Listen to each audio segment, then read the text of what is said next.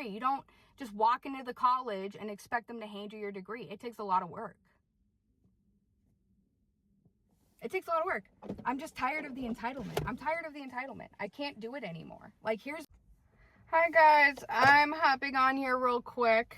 I'm gonna get ready at the same time I do this because I absolutely just refuse to let this take up any, like, that much of my time. It's not really even worth it, to be honest with you. It's just not. I already spent enough time on it, I think, last night on my show. But, you know, I just feel like this is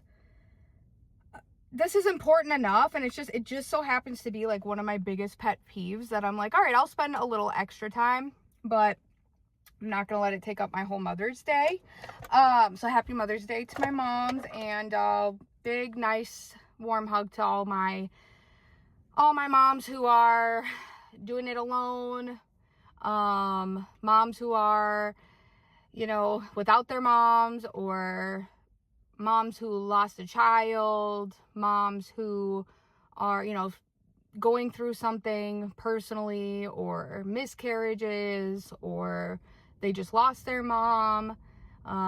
You know, not everybody is enjoying this holiday as much as they otherwise would have. So big hugs to you guys. As somebody who, this is my first Mother's Day without my mom alive. I have spent other Mother's Days without her because we did have a little bit of a strained relationship. So it's not my first Mother's Day without my mom, but it is my first Mother's Day without my mom being on this side of you know, heaven. So yeah. Outside of that though, I just want to talk about a little something that is just kind of, you know, I think it needs to be talked about. I'm going to give some this is my unsolicited advice here. And like I said, I don't have a lot of time. I'm getting ready to go out. It is Mother's Day, and I am going out to eat with my mother-in-law, my husband, and my 3 sons. So I'm going to get ready while I talk to you guys and give you some unsolicited advice about entitlement. Why am I doing this? Well, there seems to be, and what I've noticed across many walks of life, even in my own personal journey, in my own career, in the medical industry, but just in general, I think there is this sense of entitlement that it just is one of those things of mine that just grinds my gears. It just strikes that nerve. And it's because it really destroys, it just destroys yourself, really. You know, like, I know people, I'm not advocating for people to not get what they're owed, but I think there's just this level of entitlement that can really be self-sabotaging. Let me talk about why I'm saying that. So there's still a lot of infighting going on between creators, podcasters, whatever. But I think a lot of it really boils down to people not getting their expectations met, or they have inflated expectations, or they just feel entitled or emboldened. And I think that is the issue. Now, I can understand being frustrated if you feel like you're not getting, you know, what you're worth. And to that I say, well, go and get what you're worth then.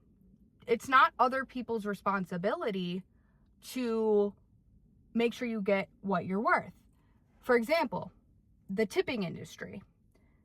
People will argue, oh, well, you should be tipping your server because otherwise they don't get paid very well. And it's like, okay, I can understand that. And there's lots of arguments around why people tip and why they advocate for tipping culture, because of the service and, you know, whatever else. And I'm a former server, so I'm a big advocate for tipping your server. Truthfully, I am. I do think the tipping has gotten quite out of control in this country with, like, you know, people wanting a tip for everything. But just in generally speaking, I am somebody who will tip for good service. And I also tip, even if it's not the best service as long as it was, they tried. And even if it was like okay service, but they were trying and it to no fault of their own, it just didn't turn out very well, I will still tip very well. So I'm not against tipping in general, but if people choose not to tip, it's really on you to make sure that you're working at a job that pays you, what you can afford to make. If you're not making ends meet, if your bills aren't getting paid because people aren't tipping, then you need to get a different job.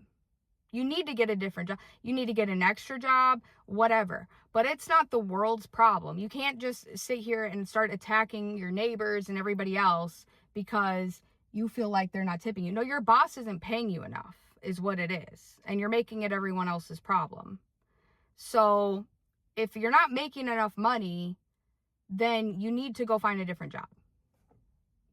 And I say that as somebody who did that job, wasn't making enough money, and then went and got a different job that pays what I could, covers the cost of my bills. And that can be applied to any industry. Now, there is some, what I've noticed online with, some of the bigger YouTube accounts and even smaller YouTube accounts where they feel as though maybe they weren't getting their worth by collaborating or working with these bigger YouTube accounts, and they are upset.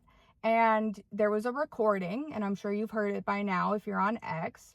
For those of you who are not on X, it is basically a recording from one of the accounts that was working with Coach Colin and Barron, and they didn't speak on this recording, but they were involved in this recording. They were involved as part of this group of people who were what appeared to be, or sounded like, they were very upset about how much money Coach is making.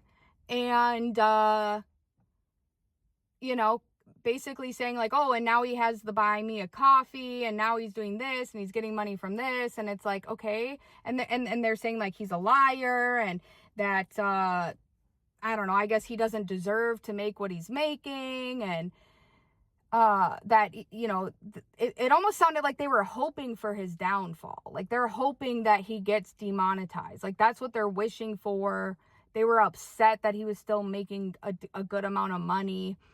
And they're like monitoring how much money he makes, like to that extent. Like it's like vindictive almost. It's like they've now made it their goal to monitor his life and how much he makes. And so somebody asked that account, the one that didn't speak on there but was involved, and said, can you just, people are listening to this and it doesn't look good that you would be involved in something like this. This account, by the way, is also known for going after people for copyright when all they were doing was sharing their content friendly as a friend and saying like, oh, go. They were sending their own viewers to their channel. Like, hey, I like this account. Go to their channel. And it's like, that wasn't good enough. Apparently they didn't like tag them properly or something. And so they came out and were like, oh, we're going to copyright you and all of this. And it's like, hey, I thought we were friends. What is going on? So I found that to be quite odd. It was just kind of like, why do you feel like people are trying to like take from you? I don't understand. It's just very weird. And this account kind of blew up overnight, partly because of Coach and because of Barron. They were giving this account shout outs and saying like, oh, we really like their content. Go check them out. So in reality, like I would have never even heard of that account if it was not for Coach, truthfully. So it's just all very bizarre. But yeah, I mean, how do you think people come across your account if not by sharing it? I don't get it at all. It's not like they took their video and then like put it in the background of another video and used the whole thing to like make their own content and then try to like steal it as their own. Like that's not what they were doing. They literally just shared it and said like, go check them out. They gave them all the credit. They just made like something out of nothing, really. It was just so bizarre. And And like I said, I mean, it's like, that's where the entitlement comes in, because as a smaller account myself, without, anybody doing that. And that's the thing, is like, I don't expect that. I don't expect it at all. I do what I do because I want to do it. And yeah, I'm not going to sit here and lie to you and say like, oh, well, I'm above having these people. Like, no, I'm not. If anything, I would be extremely great. I wouldn't behave this way. I wouldn't be like, oh, I'm copywriting you. I'd be like, dude, like, thank you for sharing. I tell people all the time, share my stuff. That's how the word gets out. That's how people find my stuff, and that's how people learn more, because I go and research and I give you information that I don't think you would otherwise have. So it's my goal to get that information out there, not necessarily to prop myself up, which, yeah, again, if something amounts because of that, if God blesses me for the work that I do, then it's well earned and it's well deserved. And I'm not going to apologize for that. I'm not going to apologize for where my account goes or how the channel grows because of the amount of work I've put in. I've been putting in money. I haven't been making money. I've done, like I've told you guys, late nights, early mornings. I have sacrificed, like Coach, like Baron. And I'm not saying I am like Coach or like Baron. They probably put even more time and more effort, more than I can, because I still have my day job and I still have to go to work. Okay. So, and Baron's got, he's been doing this way longer than me. So I know he's put in more work. I'm not even going to try to put myself on their level. And I would never, ever do that, because it's not deserved. They've earned their spot where they are. They've earned it. They worked for it. Okay. So that's kind of my point, is like, if somebody was willing, even if it wasn't Baron or Coach, it was a different account, another small account like me, if they were willing to share my stuff, that enough would be like, I would be grateful for. Okay. I don't feel like I have to attack you and be like, hey, you need to pay me for that, or I should be getting paid for that. Like, I don't put myself on this pedestal of like, the world owes me everything. Like, yeah, okay, you put in the work and they're sharing it and you're the one that did the work, but as long as they're not trying to like steal it and say that it was their own work and not yours, then just be grateful that people even care enough about your work to share it. Be grateful that people even like what you're doing. Be grateful if you get even one view. That's what I'm saying, is like, people start getting multiple views, or they start getting blown up, and all of a sudden they feel like they're owed something now. Like, do you think you're better than everybody else now? You think that you're above putting in hard work now? Like, I don't get it. I don't. And I say this as somebody, and that's why I said this is unsolicited advice. Feel free to take it or not. But I started out humbly. I have humble roots. Okay. Like I've told you guys, I've grown up in and around the Minneapolis area. Okay. I've gone to public school, and I've gone to multiple of them. I've gone to,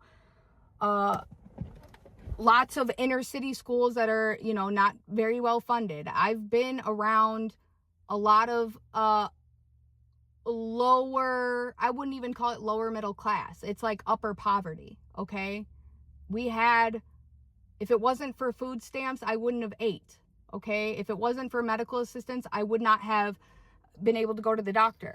Okay. I'm no longer on these programs. Those were my parents. Okay. But I'm just saying this to say, like, I really started very humbly, and I graduated from high school, and I worked hard to graduate from high school. I intentionally would take the city bus it was a 2-hour city bus ride every day, because I lived in, at this time, I was living in St. Paul, near downtown St. Paul. And I would, to get a better education for myself, because I was going to inner city schools there, and it just wasn't a good education. And I could tell that myself. My parents didn't tell me to go do this. I just would go to school, and I wasn't learning anything. The classroom was so disruptive. The teacher wouldn't even teach. They just got so tired of yelling at the class to sit down and be quiet that they just would let the kids just go buck wild. And the teacher would sit there, put their feet on the desk, and just read a book. They gave up. They didn't even try anymore. And I just knew, I don't even know how I had this much intelligence. It was probably God. I can't even take the credit for this, because what child will do this? But yeah, I just knew that it wasn't, it just wasn't. And it was also too, I was getting bullied. I was getting bullied for being white. I know a lot of people don't think that people can be racist against white people, but no, it's a thing. And I know it's a thing because I lived it. I would get bullied all the time for being white. The only people that were white at my school, or at least in my class, was me and the teacher. That was it. That was it. And I didn't have a problem with that, but my classmates seemed to, because, and I don't blame them. We were children. Okay. I don't blame them at all for this. Obviously this was taught. I don't know what they were being taught at home, but it wasn't anything good, because they would call me racial slurs. They would blame me for their problems. And then they would, at recess, search for me and try to attack me and jump me, multiple kids at the same time. And I would have to defend myself for no reason. And there was no teachers there to help me. None of them really cared. They were probably overworked and underpaid. And so I just was like, screw this. So my parents were separated at the time, and my mom lived in a suburban area, and my dad had full custody of me. So I wasn't living with my mom, but I could go to the school in her district as long as because she lived in that district. So what I did is I would get on the city bus by my house at 6 o'clock in the morning, in order to be to school on time. Actually, I think it was probably like 5:30. And then I would get on the city bus, and then I would have to transfer downtown. And by the way, I was doing this in 6th grade, 7th grade, and 8th grade. So I would get on the city bus as a 6th grader, 7th grader, super dangerous, I know, but in the morning, transfer downtown to catch a different city bus so that it would take me to that side of town. It took 2 hours.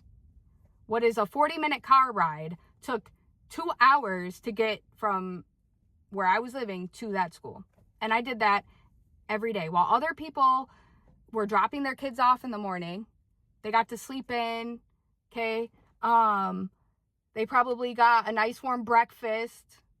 Their mom waking them up, like, I can just imagine. And I'm happy for them. I don't feel bitter about this. I don't feel resentful about this. Everybody should have that. I should have had that. I'm smart enough now to realize I should have had that. And I don't blame my parents. I guess I'll say I don't resent my parents for this. I don't have any bitterness in my heart for them for this. I've long since forgiven them for this. They were doing all that they knew how to do. So, but I say this to say, because I wanted a better education, I did that. I had to do that for myself. Nobody was going to do it for me. Okay. And so back to what I was saying is, so I'm doing that, right? And then I graduate high school and I go to college. I get through college, and the last semester, I went to school to be a cardiac sonographer. So I do ultrasounds of babies, but I do it for the heart. So everything that has to do with the heart, I know it. And for those of you who've watched my Mr. E series, and I covered the autopsy of his heart, you'll know that. But for those of you that don't know, that's what I do. So, but in that, your last stretch of the program is a 6-month internship where you go and you work 40 hours a week, unpaid, at the hospital. Because here's the thing, when you go to the hospital as an intern, you're not doing them any favors. You're not doing them any favors. If anything, you're holding them back. Okay, they got to teach you how to do stuff. They have a busy schedule. They have a list full of patients. So you need to be helpful. Like, you need to go there, you stocking shelves for them, doing anything you can so that any extra time they have, they can teach you stuff. You're there to learn.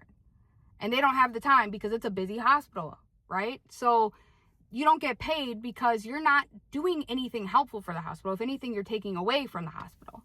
So they don't owe you anything at all. And truthfully, if it's not for the hospital that chooses to take you on as a student, then if it wasn't for that, then you wouldn't get your internship completed, and then you wouldn't graduate and you wouldn't have your degree. So you should just even be grateful that they allow you to be there in the first place. Number one.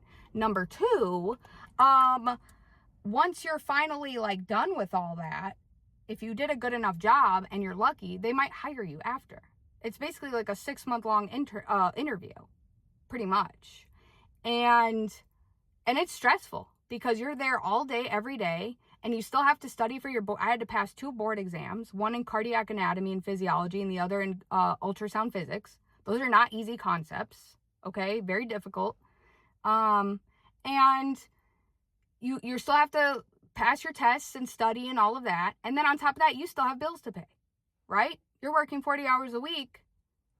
Your landlord doesn't care if your job's not paying you. Your landlord doesn't care. Your phone bill doesn't care what's going on in your personal life. Those things still have to get paid. Now, for some people, they're lucky enough they have parents that'll fund all of that. They'll give them. I had a colleague of mine in school that they're like, oh yeah, well, if I'm hungry, I just use the credit card my mom, or I have a debit card that my mom gave me and she just has money on there for me.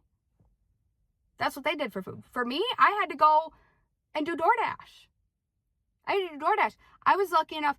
That's why me and my husband are so bonded, because, and we are, for those of you that don't know, I married my high school sweetheart.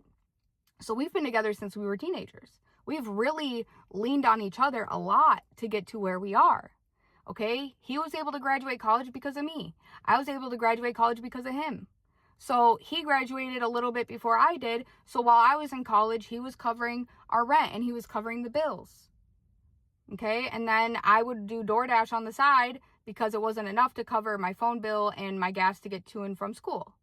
So I was putting in well over 40 hours a week of work and not getting paid for 40 hours a week of work.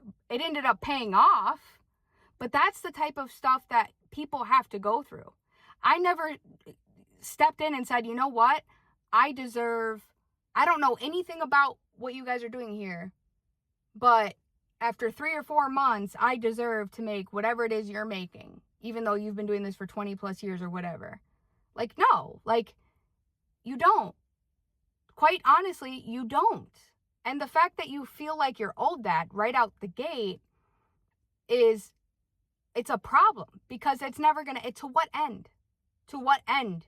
This entitlement is never going to end. You're always going to feel like you deserve or you're owed more and more and more and more. And the reality is that the world actually owes you absolutely nothing. You guys owe me absolutely nothing. You can turn me off right now. You don't owe me your view. You don't owe me your time. And I don't expect you to give it to me. If you want to watch me, great. I love that. I want people to watch me. I want people to listen to me. I would like people to take this advice because I think it's helpful. I think people need to understand that, because then your life is going to be so much easier and people are going to want to work with you more, because that's how it works. Once you finish that trial or that internship, the doors and the opportunities are endless. I graduated. I got a job at the hospital I worked at. I gave a good impression, and now I mentor other students. Now I'm the one who's helping the students coming in, and I'm getting paid a decent. I have a great job. I love where I work, but I've earned it. I worked really hard. I worked through COVID. As a matter of fact, as a student, I had a patient who coded on me as a student. Okay? So if you're a creator and you're in your house, the comfortability of your house or wherever, an office somewhere or whatever, and your job, and maybe you're not getting paid for it or whatever, but your internship, so to speak, or your avenue to get into whatever industry you're trying to get into is just being at home and being a moderator for somebody, or offering some extra help for a bigger YouTube channel. Even if you don't get paid for that, if the end result is that you get boosted more views on your own show or whatever the case may be, that is literally infinitely better than some of these other internships. I'm telling you. Like I said, my internship was, I literally had patients who would code. It was very serious, and I wasn't getting paid for any of it. I would go home, I'm exhausted, and guess what? I still have to study for my board exam, and I still have to figure out how to pay my phone bill, so now I have to go do DoorDash too. So when I see this type of entitlement of like, oh, well, I'm doing all this work for somebody, and they're making all this money, okay? They're making all this money, and I'm not getting paid as much, and it's like, okay, but Are you just starting out? Are you putting in the same amount of, like, for the same amount of time? Because I guarantee you, people like Coach and Baron and Candace especially, they have been doing that. They have been sacrificing and put late nights, early mornings, probably have worked for free for who knows how long, dedication for years. For years. So it's just this entitlement of like, well, if I don't get what I think I should get, then I'm just going to burn this bridge and I'm going to take it all down with me, and I'm just going to burn it all. I'm going to call you a liar. I'm going to, you made it so that I could get to a certain point. And if it wasn't for you, I wouldn't have got to this point as quickly. But because I feel like I'm not getting what I'm owed, now I'm just going to throw you under the bus, so to speak. And like, A, I just think it's super unprofessional. B, I think that it's entitlement, really, in its biggest form. Same with like Blake, with what we're seeing with Candace. It's like he feels like he's owed something for some reason, and truthfully, it's her show, it's her channel. She doesn't owe you anything. She doesn't owe me anything. She doesn't owe anybody anything. So yeah, it's this, and if people didn't have that entitlement, if they didn't feel like people owe them something, like that, I always like that, like, expect nothing and appreciate anything, right? Because if you expect nothing and you get something, then it's like, oh wow. Like, do things because you want to do them. If you want to create content because you want, that means something to you. You get something out of that for yourself just from making it. Like, you don't expect anything from it. Because I see a lot of people that are doing this because they expect there to be some sort of like huge reward or huge status at the end of it or whatever it is. And then it doesn't happen, because truthfully, it doesn't happen for everybody. It just doesn't.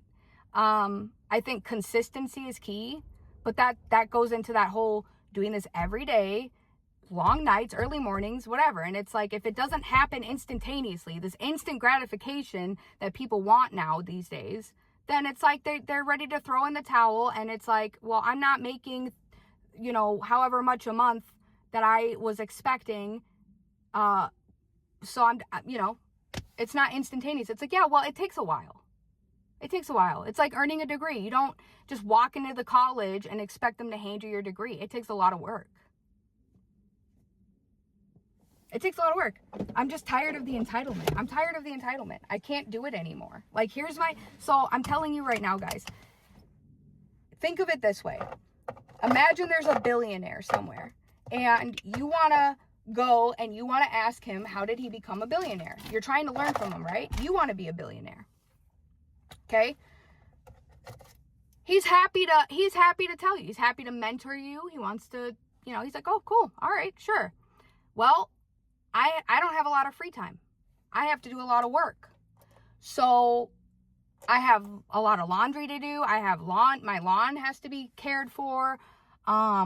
So if you want me to take time out of my day to give you my advice or help you, then you're going to have to help me in return. And so, yeah, so a smart person would be like, sure, because they know that whatever advice they get on the end of that work that they put in, which is also good for you, by the way, is more valuable than whatever minimum wage you're going to make for a couple hours at McDonald's or whatever. Okay? Like, yeah, you can get instantly paid and instant gratification by going and working for money somewhere. But whatever advice you're going to get from that person is infinitely more valuable than whatever minimum wage you were going to go make. Because there's two different types of people. You're going to have the lower IQ person that's like, yeah, no, I'm not working for you for free. It's not worth, like, you could just tell me the advice right now. You could just tell me the advice. I don't have to do your laundry, right? But then there's the smart person that understands, like, oh, yeah, I'm not just owed. This person doesn't owe me anything. They don't have to tell me how to improve myself. I'm not their kid. They don't owe me anything. And when you start to realize that, and you start to understand that the people that are helping you, if you get so much as a shout out, even just they mention your name on their show, be grateful for that. You're not owed that. Okay? So just be grateful for anything. And I'm not saying you have to bow down to these people. They're not God, okay? They're not. Ian said it best on his show. Like, we're just regular people. They are just regular people. Baron's a dad. Coach is a dad. Ian's not a dad, but he's a dog dad, I think. Yeah, he has a dog, and he's just a regular person. I'm just a regular person. Okay? So, you know, you don't have to feel like you need to like tiptoe around them and bow down to them and like whatever. But at the same time, they've earned their spot. They've earned their flowers. And if you're going to ask them for help, or you're going to try to enter into their world or be a part of their world, and that's a goal of yours. If it's not a goal of yours, then I'm sure you don't care anyway. But if it's a goal of yours to be a creator and enter into that world, then be grateful if they give you as so much as a shout out, if they give you as so much as a like on one of your comments, or follow you. That's huge. That's a start. That's your foot in the door. Okay? Don't then toss them under the bridge. It's like if someone follows you, let's say Baron starts following you or something, and then 2 months go by and he still hasn't given you a shout out on his show or something, and then you start like complaining about it. It's like, he doesn't even have to follow you. He doesn't even have to do that. So why are you're now like, where do you think this is going to go? You think that's going to make them want to talk to you now? Do you think that's going to make them suddenly pay you more money or do whatever? Yeah, and like so this account apparently was saying that they didn't agree with Coach anymore or whatever because their friend was working for him for a few months and only got paid like $3,000 or something in 4 months. Whether or not that's true or not, I don't know. This is just one side of the story. I don't know if that's true. I haven't heard Coach's side of the story. And honestly, I don't care. If Coach is willing to pay you anything at all to just do whatever, moderate or help or whatever, like I said, that's your foot in the door. You don't know where that's going to go from there. Okay? Like I said, there's things called internships. There's things called apprenticeships. Okay, those things exist, and some of them are unpaid. Like, why you feel like you're entitled to anything beyond that is just wild to me. And I understand, like, people have to make a living, but like I said, if that's really what you want, you're gonna work for it. You're gonna work for it. You're gonna put in the time, the effort. You're gonna take whatever they're willing to pay you, even if it's nothing at all. You're gonna go get a second job so you can make ends meet, and you're gonna put in the work, blood, sweat, and tears to get to where they are. Okay? Like, they didn't snap their fingers and just become Baron. They didn't just snap their fingers and become Coach Colin. That takes work. It takes effort. Like, it's not going to work like that for you. And if that's how you're going to do your life, if that's how you're going to live your life for the rest of your life, good luck. Good luck. You're going to burn bridges at every job. No hospital's going to want to hire someone like that. No podcaster's going to want to hire anyone like that. No manager at a Holiday gas station or Quick Trip or wherever the heck it is you are is going to want to hire you like that. Nobody likes entitlement. So that's my advice. Just be humble. Be grateful. Put in the work and it will pay off. It will pay off. Just be humble and be grateful. Expect nothing. Appreciate everything. That's my advice. From one millennial to